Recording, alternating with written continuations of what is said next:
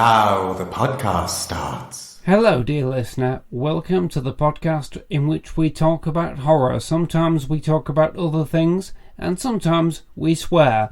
For this episode, I have the great pleasure of being joined by the writer and critic Ian Winterton. Hello, Ian. Hello, Dan. How are you doing?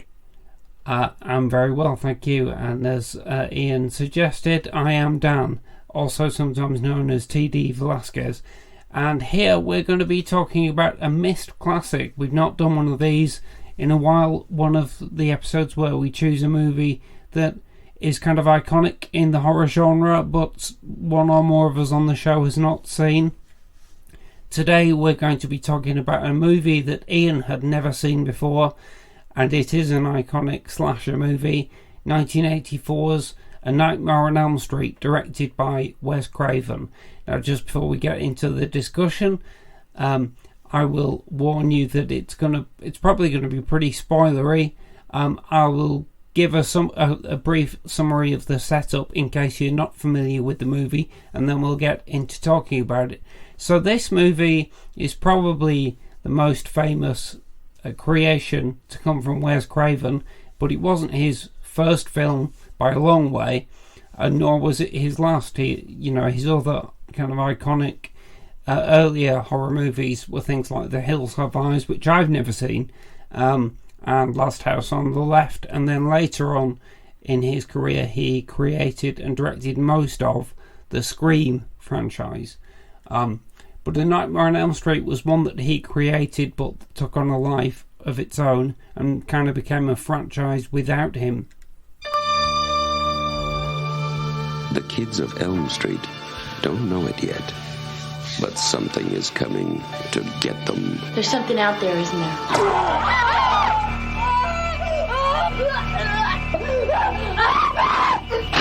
You could just see cuts happening. What did that, Lieutenant? I don't know. Tina! What's the coroner got to say? He's in the jar and puking since he saw it. They're gonna kill me for sure. Did you do it? There was somebody else there. He was locked in a room with a girl who went in alive and came out in a rubber bag. No one knows where it came from or who it will visit next. Nancy? There's something wrong with you. You're imagining things. Nightmare on Elm Street. Do you believe in the boogeyman? No. Whatever you do, don't fall asleep. No! She's the only one who can stop it.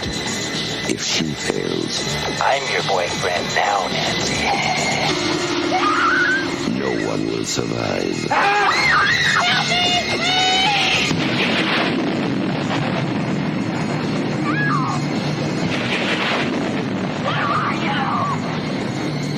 From Wes Craven, director of The Hills Have Eyes and Last House on the Left, a new masterpiece in fantasy terror, Nightmare on Elm Street.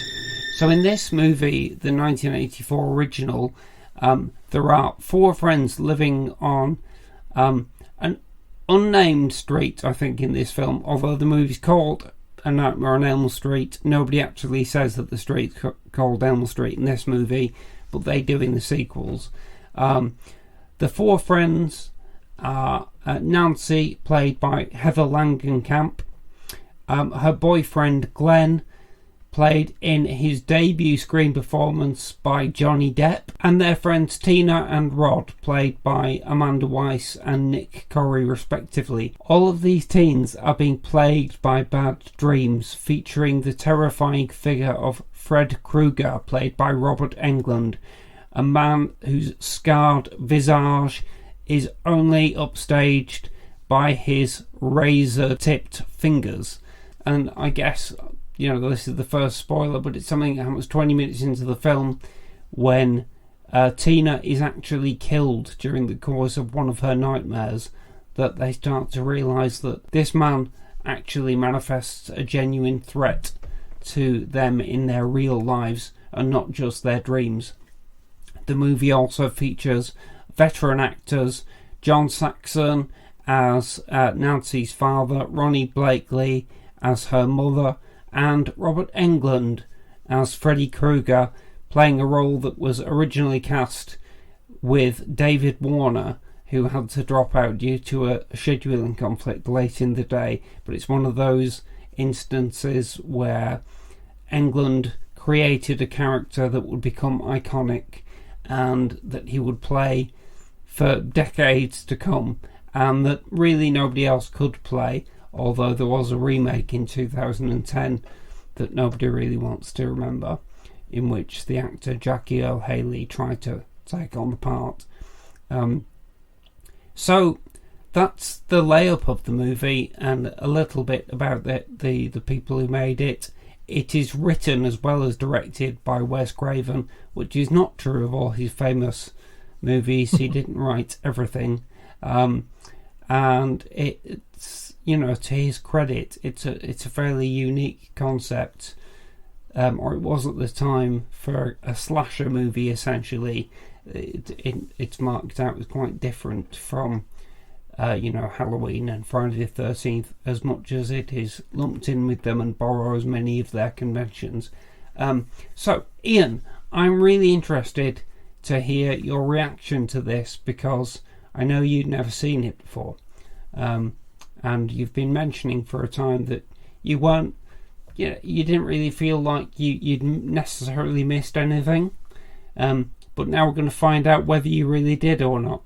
Well, it's weird how I've managed to not watch it, but I think I've seen so many of the key moments on clip shows or on GIFs or just by osmosis, and I think I have been in the room when it's being played. I just haven't ever sat down and watched it.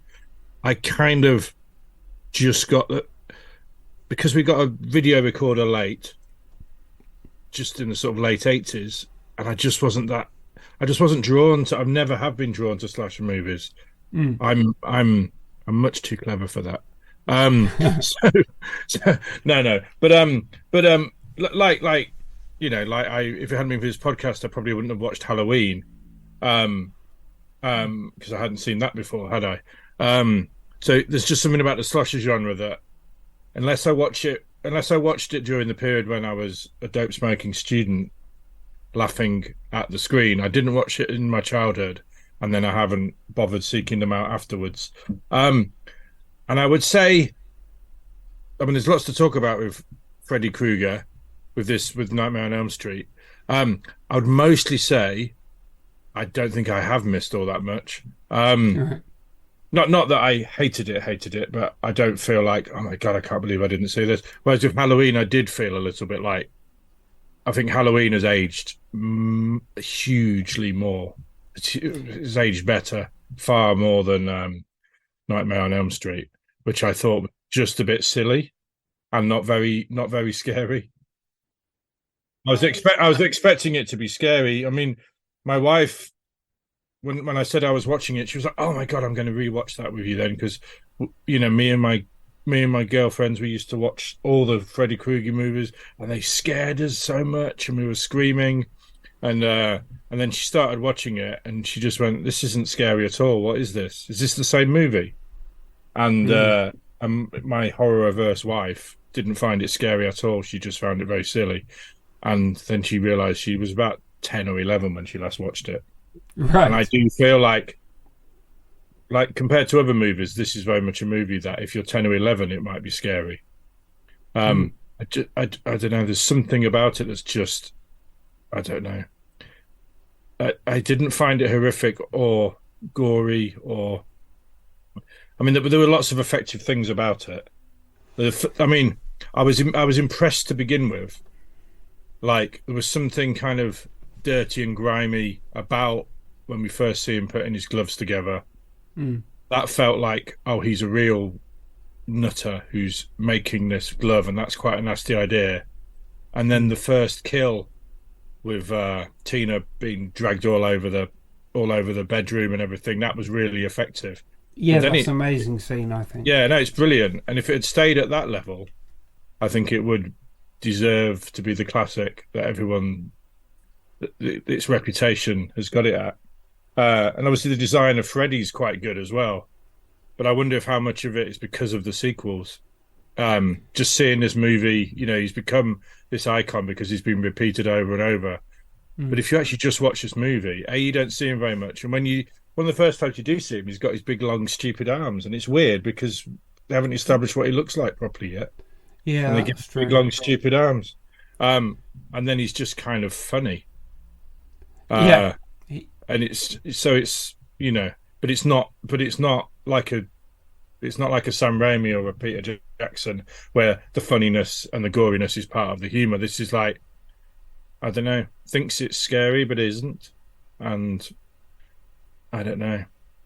I mean, but I think maybe I'm missing something that gets Wes Craven. I don't particularly like Scream either. I find them too silly, but I think they work really well for the teenage mind, like the young teenage mind, and so they're brilliant if you're a school kid. But have you seen Scream now then? Because last time I spoke to you about this, you hadn't seen it yet. Not the new one. I mean, I've seen the first one. Oh right, okay. I thought you told us you'd never seen any of them. No. I saw the first one at the cinema. I just wasn't that bothered by it. But I do remember really liking Last House on the Left and The Hills Have Eyes, and I think that's because they were grimy and horrible, and they, in sort of more in the Texas Chainsaw Massacre mold, and this is more in the, MTV Ghost Train 1980s horror mode, which doesn't hugely do it for me. Well, I think aesthetically, I think it actually takes a lot from Halloween. The setting that it's in, the way it's filmed.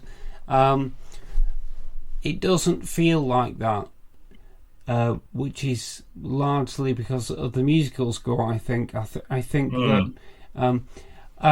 Carl's on Table, I'm not a huge fan of this movie. I've only seen it once before when I was a teenager, and I didn't find it particularly scary then. I was just but I do really like Scream, and Scream and Halloween are kind of my touchstones to the slasher genre. I'm not a huge fan, but I do love those, and I wanted to see Elm Street as a comparison, and I enjoyed it, but didn't find it particularly frightening, and that's still how I feel about it. I kind of think it's a very good film, though, if you accept it not being scary, because I think it's a very neat idea, quite well done, with lots of very strong sequences in it. It's not amazingly well acted or anything, but a lot of horror movies aren't. Yeah, I think that's another thing that Halloween has got the edge on it. Halloween is more icy. It's more of a. It just feels more like it's sort of more single-minded, and I think that comes from Carpenter.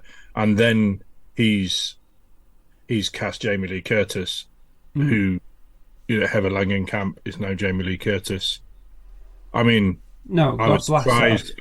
Yeah, everyone in this was so flat, including Johnny Depp. My main thing I've written down for Johnny Depp was midriff, because my God, what an amazing midriff he's got. Right, very sexy. But I was surprised that he was such a bad actor in that. I was expecting it to be like, oh my God, I can see why he became a star in the future. But he's literally just quite a flat, boring actor, isn't he? Yeah, he's not found himself at all at this point. No, it's very strange.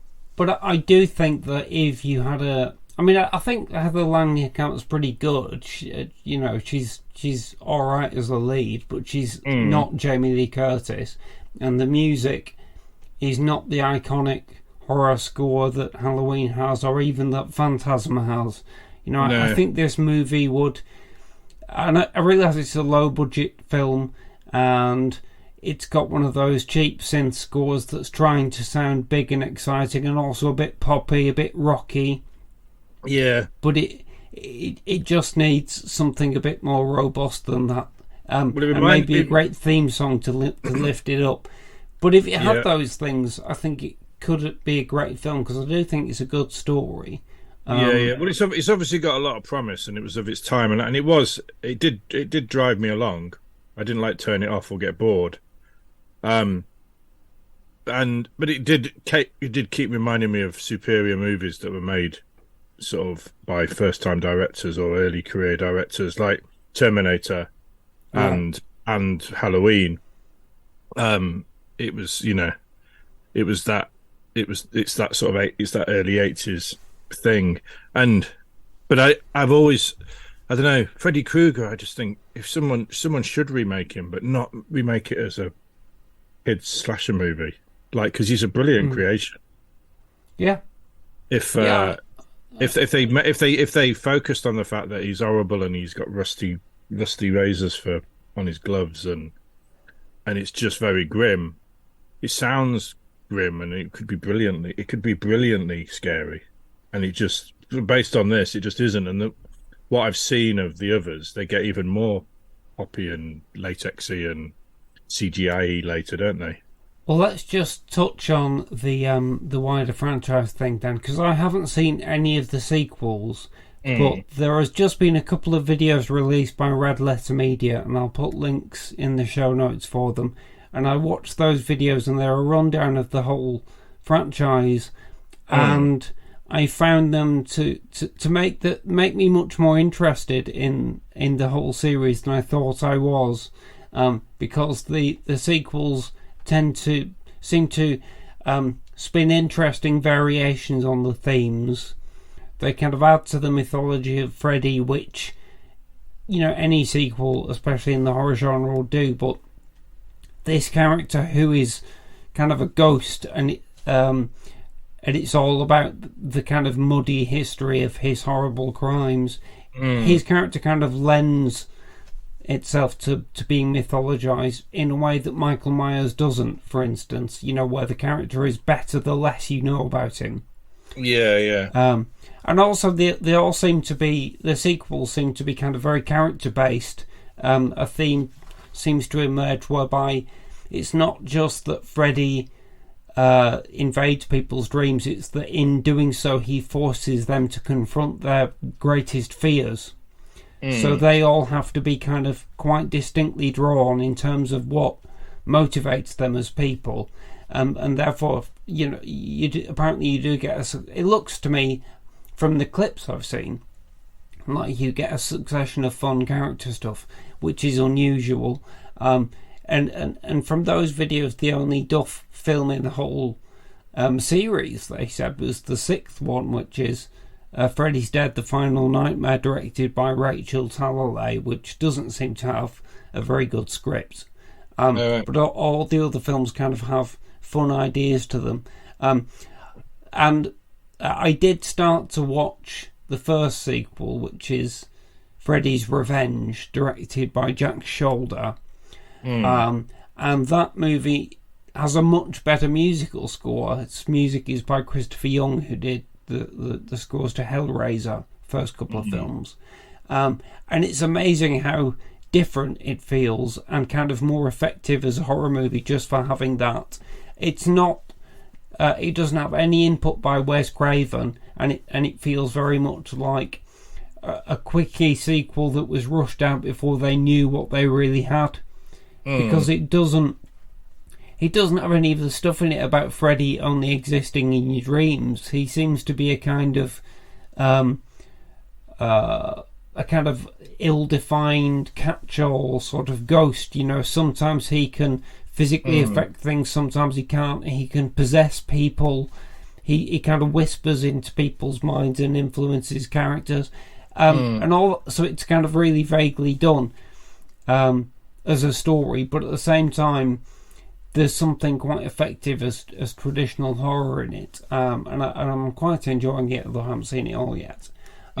Also, it's kind of famous because it's got loads of unintentional gay subtext in it, because its main character is a young male, kind of slightly lonerish guy whose main relationships seem to be with other guys. But, that's talking about a movie that I've not seen. I just want to mention as well, though, that our friend Spider Dan on the podcast Spider Dan and the Secret Wars released an episode talking about one of Wes Craven's last movies, which is a little-known film called My Soul to Take.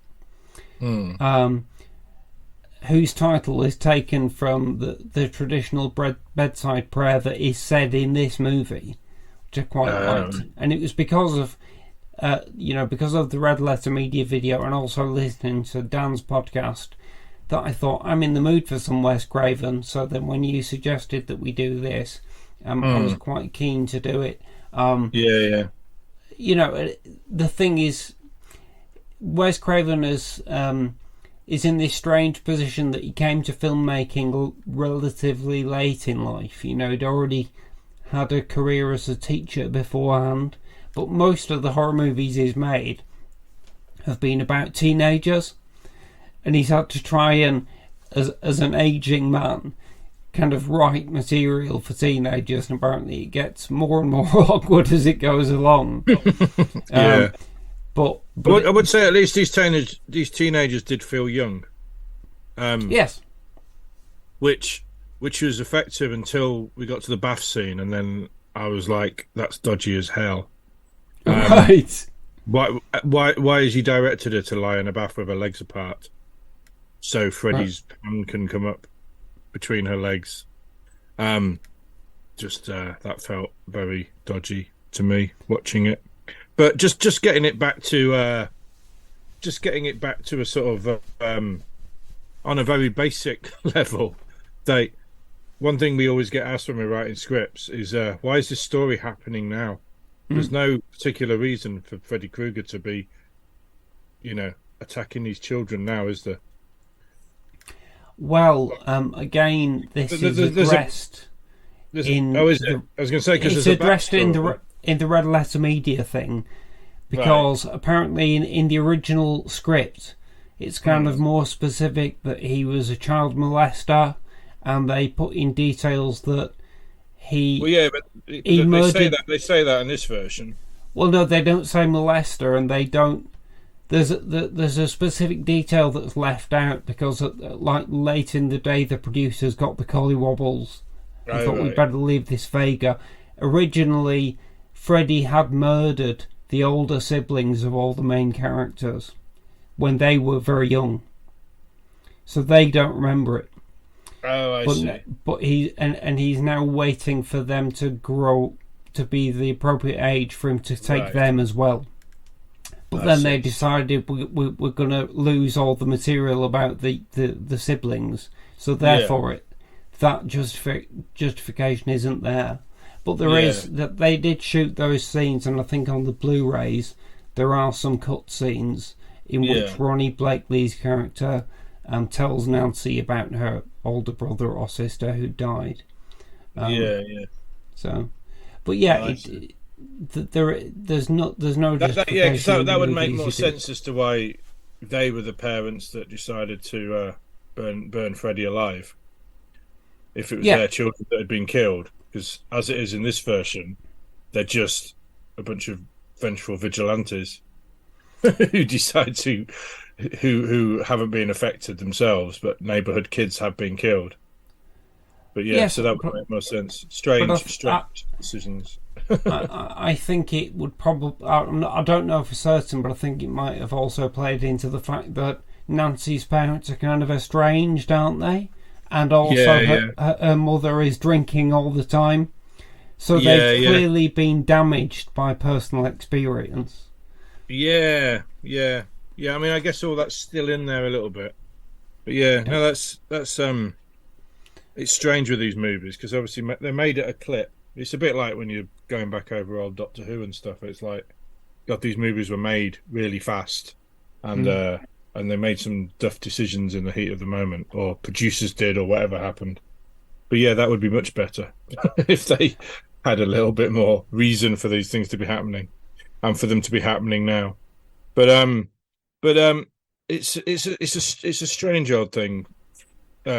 All in all, Nightmare on Elm Street, because it's I mean, as I was telling you off mic, I met Robert Englund and I had to pretend obviously I'd seen all of his movies, but I interviewed him for a movie called Hatchet, which was by a guy called Adam Green, which is a very, I don't know, I'd probably say it was effective from what I can remember. but it was very much just a run-of-the-mill horror movie set in the Louisiana Bayou, if I remember, and Robert Englund was hardly in it, but he was the one they were touring around with. He plays someone in a boat who gets killed by the axe-wielding maniac. But it was really nice to meet him. He's an absolutely lovely guy, and I always remember, I've maybe even said it on this podcast, but he always sticks in my head as of all the people I've met because of his attitude to fame and his attitude to success in a genre piece, because you meet so many people, you know, especially with science fiction and Doctor Who and all that sort of stuff, people that kind of begrudge becoming well known. And I remember raising this sort of thing with him, and he just said, well, look, I'm a Shakespearean actor, but I also loved the Universal monsters as a child. And so I was absolutely delighted to get a job as a modern version of a Universal monster. Absolutely fine. And he said, but he knew exactly what I meant because he'd just been at a convention. And he said he was sat on one side, he had Paul McGann, you know, the 8th Doctor Who, as you know, but in case listeners don't. And he was completely at peace. He was just like, you know, count your blessings, and I'm completely at peace with being the 8th Doctor Who and getting to get paid to sign autographs, and I'm still working in other things. And he said on the other side he had Christopher Lee, who you could tell hated it and grumbled about being known for Dracula. And so he said, I'm very much in the Paul McGann side of things, which is, you know, count your blessings. Because, you know, he went for the role of Han Solo. He shared a house with Mark Hamill famously. And it was because of him going for Han Solo, you told Mark Hamill to get in touch as well, and the rest is history there, isn't it? Yeah, I didn't know that. Yeah, and so Robert Englund and Mark Hamill sharing an apartment in LA, and he was very much Mark was one of the few people that got George's vision.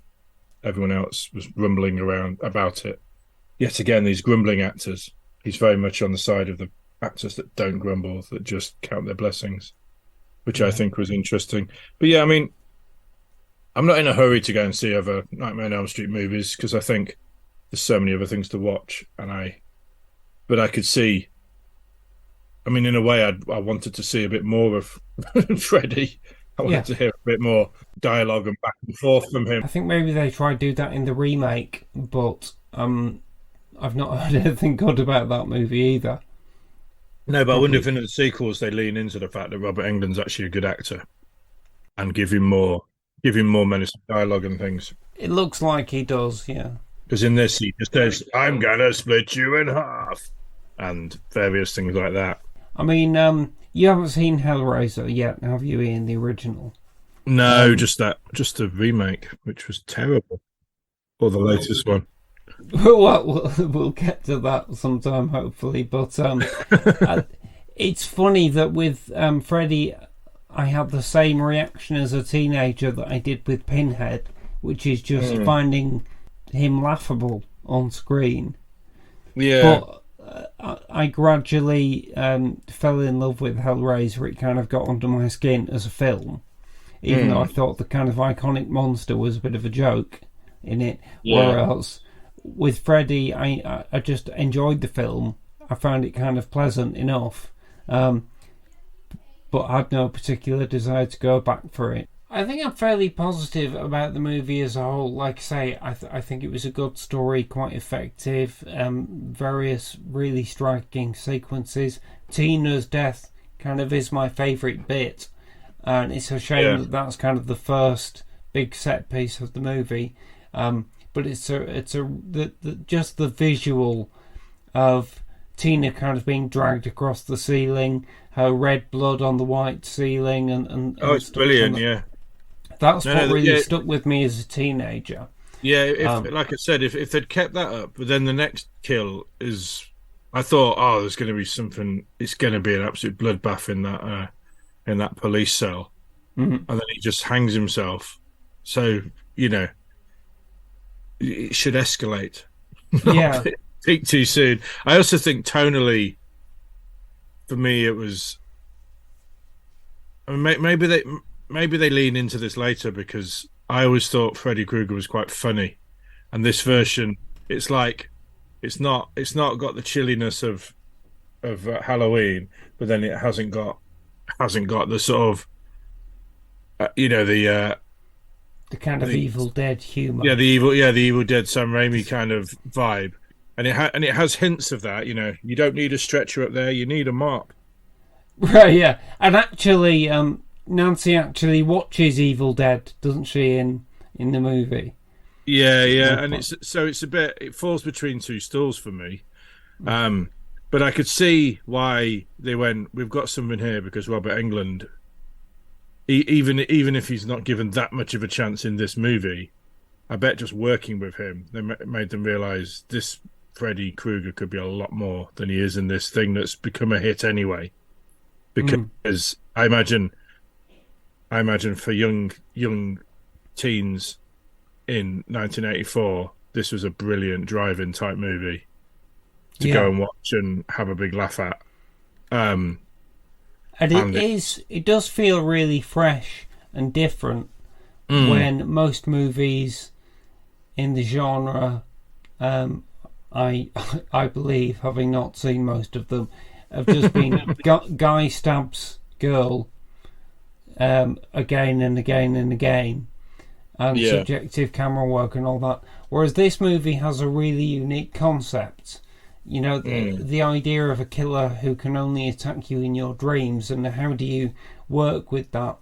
It is fascinatingly different, and it allows them to do the stalk and slash stuff and the gore when they want to. But, there's much more that they can also do. And I think that the sequels kind of also play with the dream concept a lot. The one thing that I thought that didn't really come across in this movie, it might have come across to me when I was watching it as a teenager, but this time around, the whole thing that, they're terrified of Freddy getting them in their dreams, so therefore they don't go to sleep, and Nancy is kind of constantly having coffee and things like that. But then there's suddenly a line where she goes, "I've been awake for 7 days." And I thought, have you? You don't look remotely tired. That whole thing, I just missed that plot point until that line. And I feel like the movie could have done a lot more with that. Yeah. Also, I mean, it just seemed to be on a downward spiral for me. Like, it peaked at Tina's death, and then it got less and less interesting as it went on, and then it culminated in that sort of awful Home Alone sort of sequence at the end, which was just silly. Well, I don't. So it doesn't know if it's playing itself for laughs or for gore or for scares, and I imagine if you're not a very discerning teenage audience, it's probably just quite fun. But as a horror movie for the ages, it doesn't bode well for me. And what do I know though? Because it's made millions and millions of dollars, but it's not for me. But I do think Freddy Krueger's sort of a missed opportunity. A missed opportunity that's made millions of dollars. But in terms of a really scary film, they could have made a really scary film of him. Yeah, I mean, I do like the mechanism of the ending. I remember reading about it in Kim Newman's book, and just his summary that, Nancy sets up loads of physical traps. She thinks the way to get Freddy Krueger is to lure him into the real world and then attack him while he's solid. But then that doesn't work either. So ultimately she has to turn her back on him and say, "I don't believe in you," and that will kill him. And I think that's quite a satisfying twist. Except she doesn't succeed doing that, does she? So. Well, she doesn't, but I think she doesn't do that, but only because I think the studio mandated at the last minute, we must put an ending where he comes back because this is going to work. We're going to do more with this. Yeah, so it's weird though, isn't it? That's usually the opposite. It's usually if you've got a bummer ending, they go, "Oh, actually, no." It always makes me think of The Descent, where there was a cut I mean, this is a spoiler for The Descent, so cover your ears, anyone who hasn't yet seen the brilliant Descent.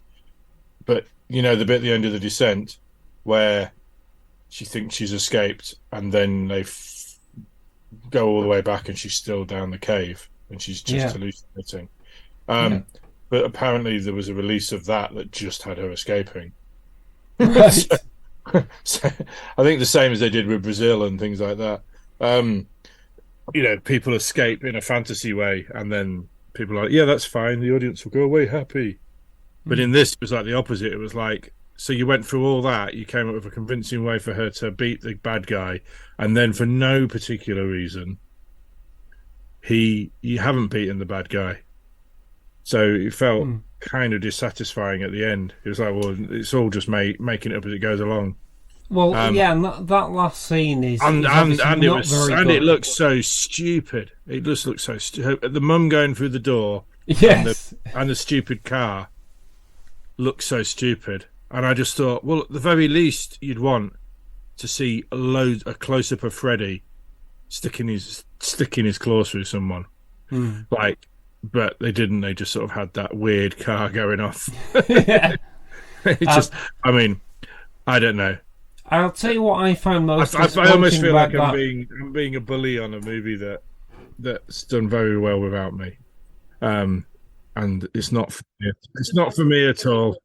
I don't think anybody loves that ending. No. What I found particularly disappointing, weirdly, though, was, you know, I was kind of prepared that there was going to be a naff ending stuck on it, but there isn't even a moment after she defeats Freddy for her to go, you know, it's like, oh, life's back to normal, and, you know, for the characters to just exist. It goes immediately into this kind of weird, well, everyone's alive again, who died? Without really explaining how that can be. And then suddenly you've got the twist that they all die again. Yeah, I mean, it's not a twist if it doesn't come from anything. That's the tacked on ending, because he had an ending that worked. And so to make it a satisfying ending, it would need to be that she'd made a mistake, or she'd been outwitted by Freddy, and that it turned out she thought she was defeating him in the house, but actually she's fast asleep, or something. And that, you know, that all that stuff of him running around the house, that was all the hallucination. That was all the dream. And then it would be you think you've beaten me, you think you've stayed awake, you fell asleep 10 minutes ago, or something like that. And then it would be, but it was just completely slapped on the end, just ridiculous. So, you know, maybe one day I'll watch the sequels and see if they get any better. But I don't think I'm in a rush, because I don't think I'm the target audience for slashers, particularly as a genre. No, I mean, I prefer, if I'm going to have, and I prefer if my horror is going to be all about gore and people being chased, then I'd rather it was really gory but in a funny way. Right. And that's not, you know, that sort of stoner horror is something I'm not particularly. I'm less, as I'm 51 now. I'm less and less likely to go and watch. Right. You know, I think the last one of those I watched was it Chip and Dale or whatever they're called? Not Chip and Dale. Oh, you mean Tucker and Dale versus Tucker and Dale? Chip and Dale they're the chipmunks, aren't they? The raccoons, Tucker and Dale. You know, Tucker and Dale evil. quite evil. Yeah, that's a brilliant movie. And that was quite fun, but that's the sort of genre that's, you know, it's funny and you spend your time going, whoa, we just went through a wood chipper and there's blood everywhere, or, you know, and they've got their own place. But a movie that, and I think the Freddy Krueger movies, maybe they are later on, but this one feels like it should have picked a tone. It should have either been terrifying or it should have been really funny, a bit scary, and the kills were savage and over the top.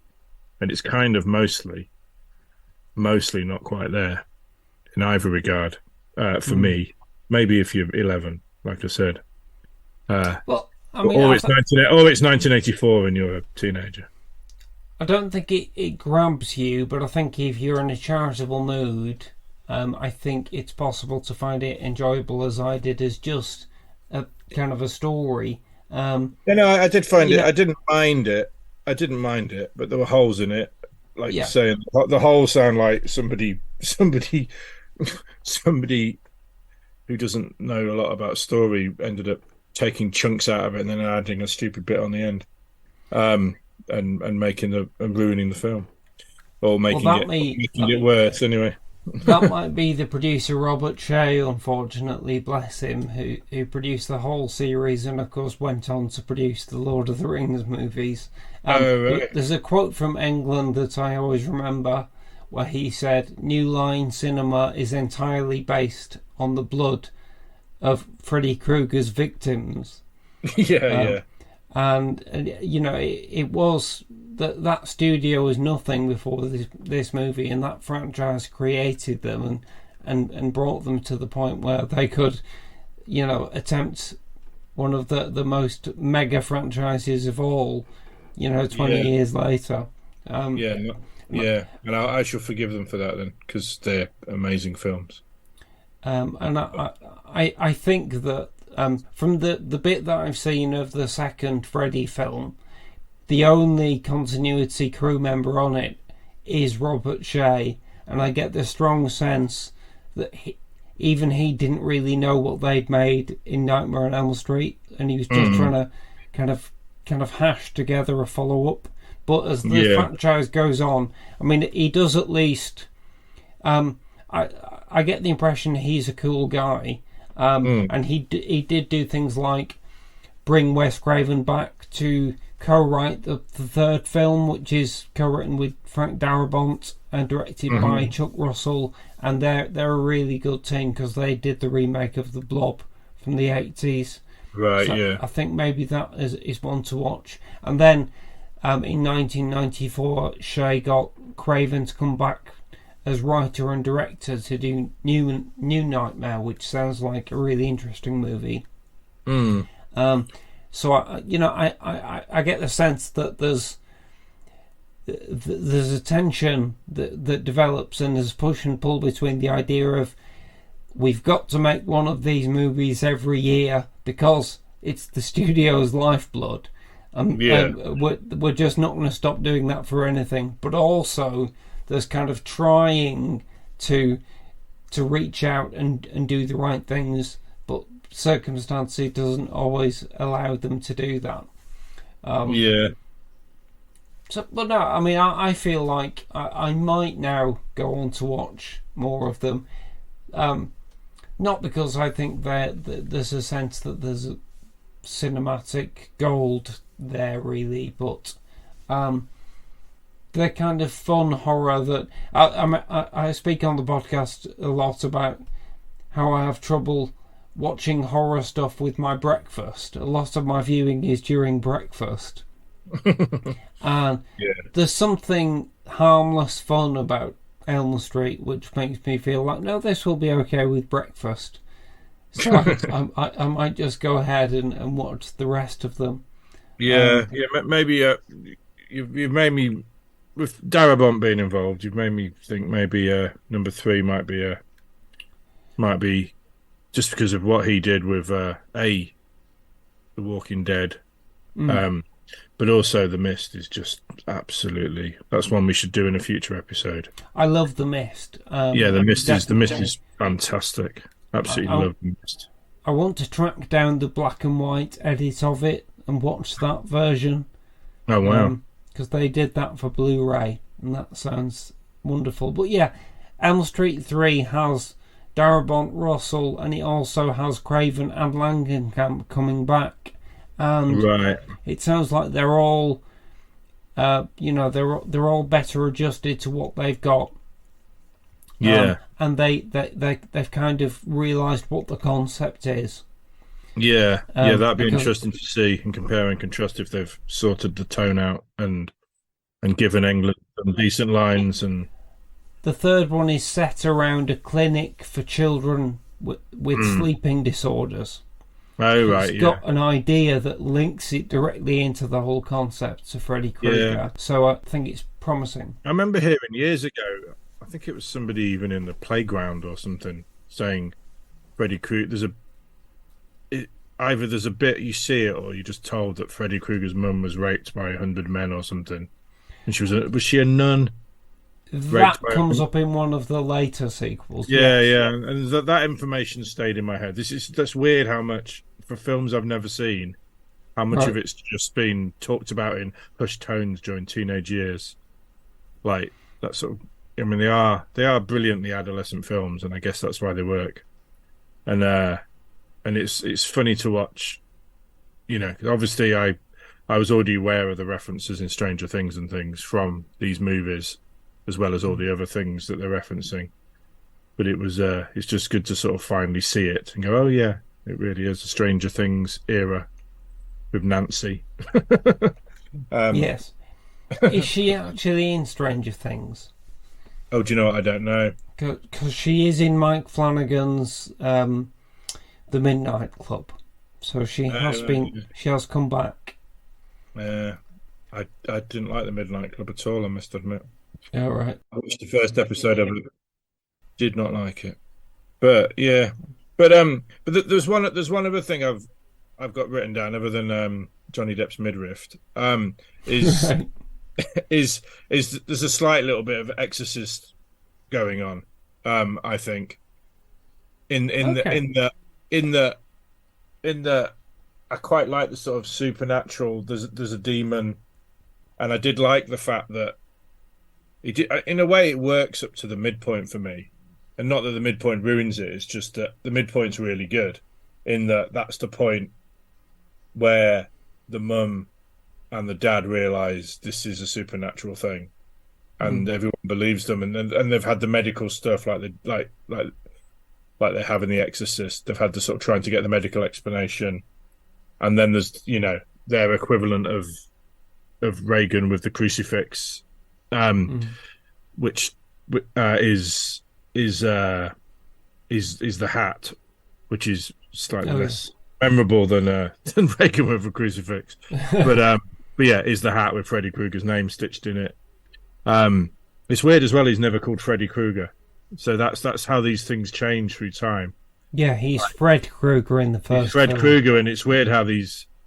I guess a bit like, I mean, there's so many examples, but a bit like it's Play It Again, Sam in the public consciousness, but it never is in the movie. Right. Casablanca. These things get sort of rewritten by society, so he becomes Freddy Krueger for some reason. I wonder if it's because they had to write that nursery rhyme, 1, 2, Freddy's coming for you. And yeah, maybe.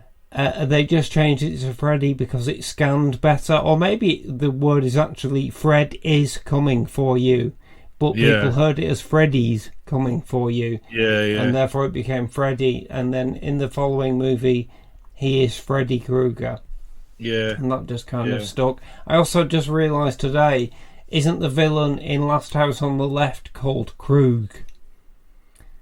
This may be a thing in Wes Craven's head, that there's some sinister significance from his childhood or something to the name Krug or Kruger.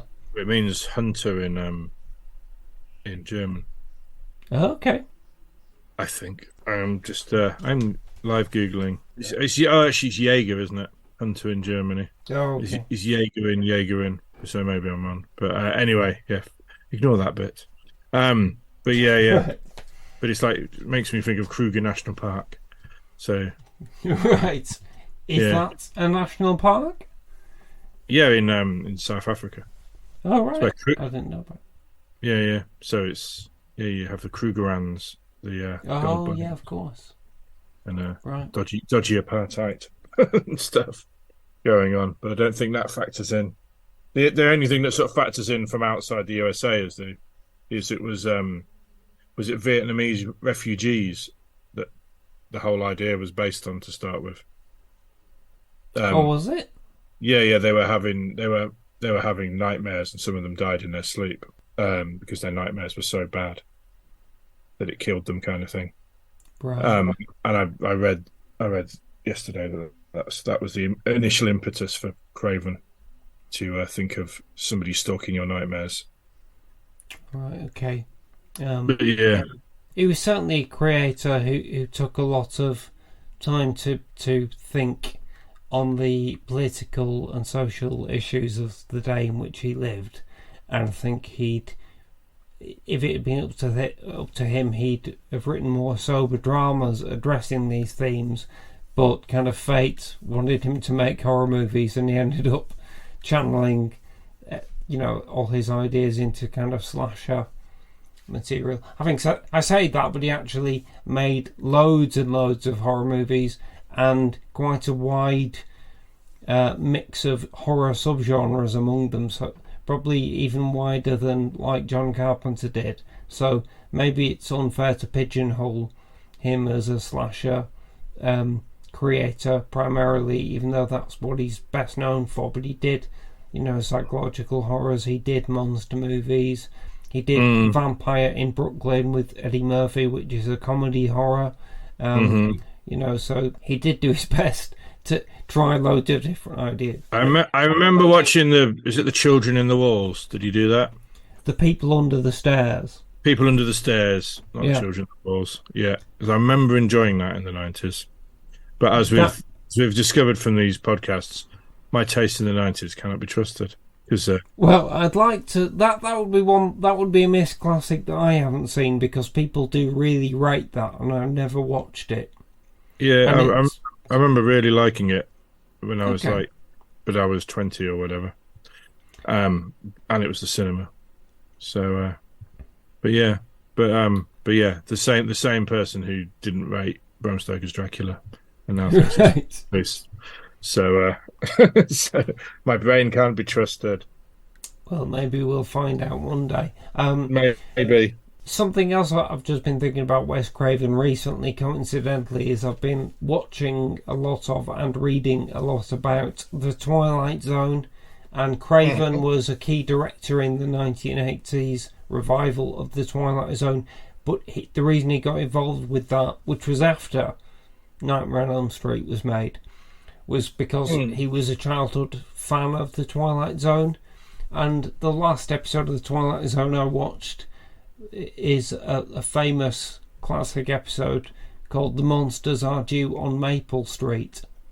And I wonder if the title of Nightmare on Elm Street was kind of him riffing on that a bit, because... Yeah, well, it's a tree, isn't it? Yes.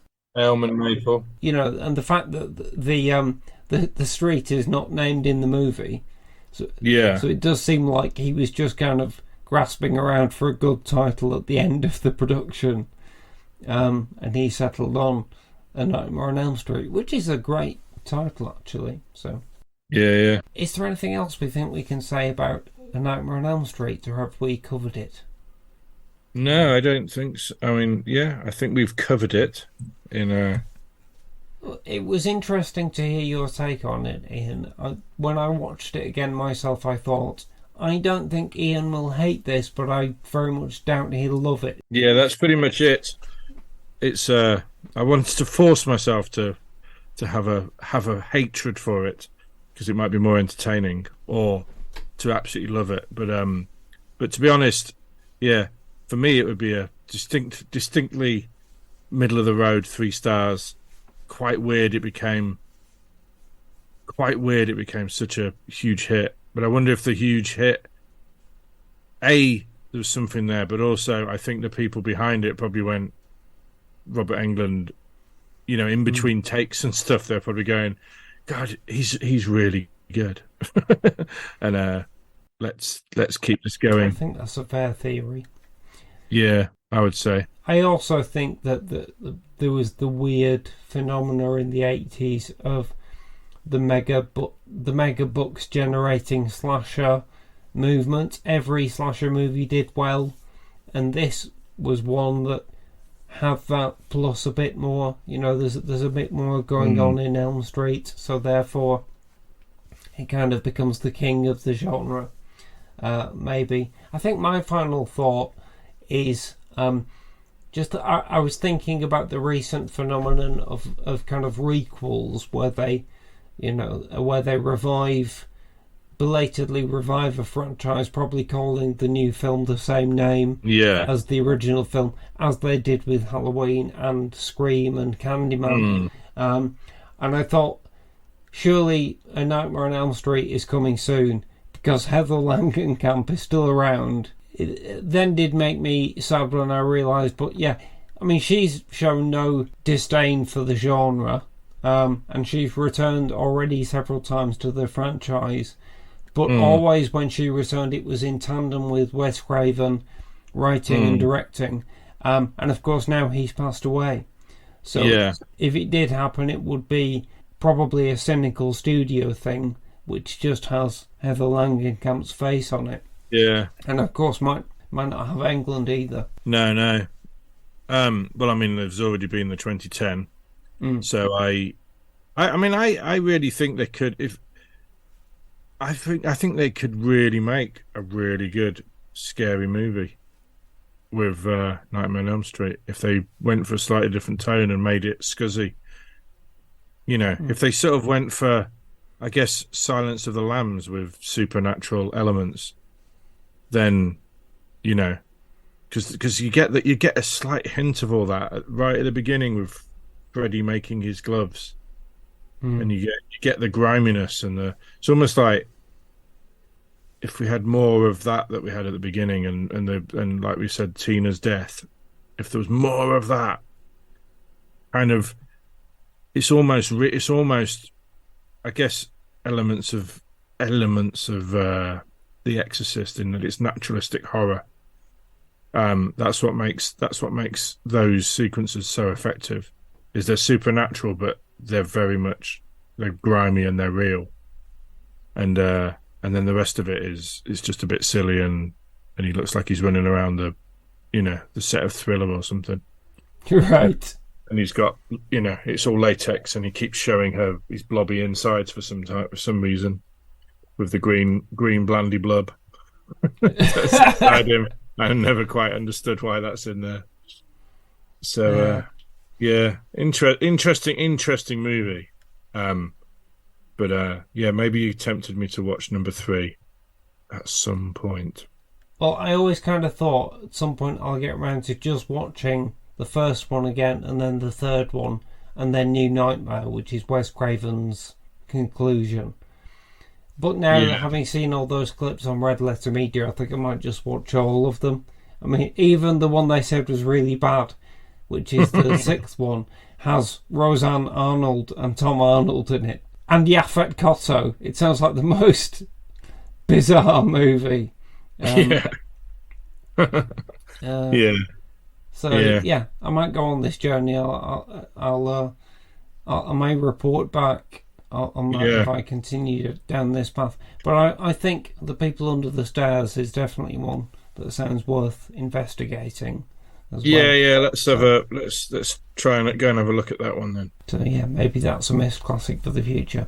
All right, Ian, well, thank you very much for this. A pleasure. And this has been fun. Cool. All right then, Dan, farewell. We shall reconvene in the near future and talk about some other horror, but this has been good, and I'm going to go away now and continue investigating the misadventures of Freddy Krueger. Freddy's coming for you. A note to end on. Cheers, man. Yes. Hey, good night. Good night. Bye. Good night, everybody. Sweet dreams. You have been listening to And Now the Podcast Starts. Produced and released by Ambidextrous Solutions Limited. Presented by Ian Winterton and T.D. Velasquez. Special thanks to Greg Hume for our original theme music, and to Brian Gorman for our original artwork. All dialogue and music clips from films, TV shows, and trailers are used for the purposes of criticism in the spirit of fair dealing as defined in UK law, and fair use as defined in US law.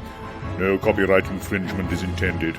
Please visit our home on the web, www.andnowpodcast.com, for more content and contact details. Or visit our Facebook pages, at AndNowPod or at LeeCushingPod. Follow us on Twitter at AndNowPodcast or at LeeCushingPodcast.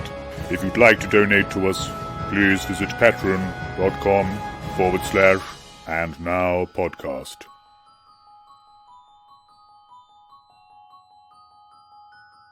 And now the podcast stops.